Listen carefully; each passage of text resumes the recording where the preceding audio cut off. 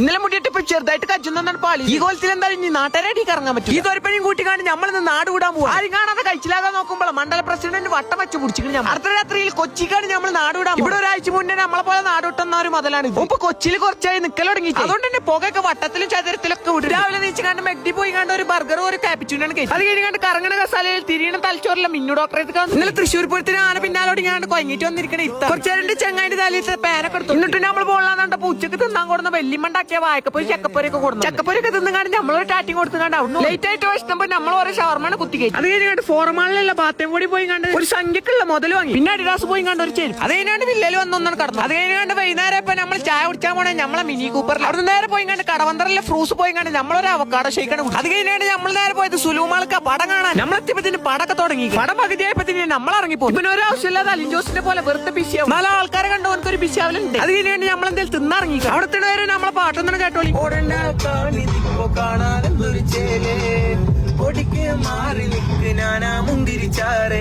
ഇതിൽ വരാൻ പോണ കമന്റിന് പാട്ട് പാണ്ടിന്നില്ലാന്നോ ഉച്ചറി. അല്ലെങ്കിൽ നല്ല നല്ല കലാകാരന്മാരെ സമൂഹീകരിക്കില്ലല്ലോ. നമ്മൾ നേരെ പോയത് ബർഗർ ജംഗ്ഷൻ. ആദ്യം തന്നെ മാംഗോ മിന്റ് വന്നു. പിന്നെ ഒരു വെജ് പ്ലാറ്റർ വന്നു, ചിക്കൻ വിങ്സ് വന്നു, പിന്നെ ലോഡഡ് ഫ്രൈസ് വന്നു, പിന്നെ ബർഗറുകളൊക്കെ ഓരോന്നായി വന്നു. ഇവനാണെങ്കിലോ ബർഗറൊക്കെ തേങ്ങാച്ചോറുന്ന പോലെ തിന്നു. ബാക്കി നാളെ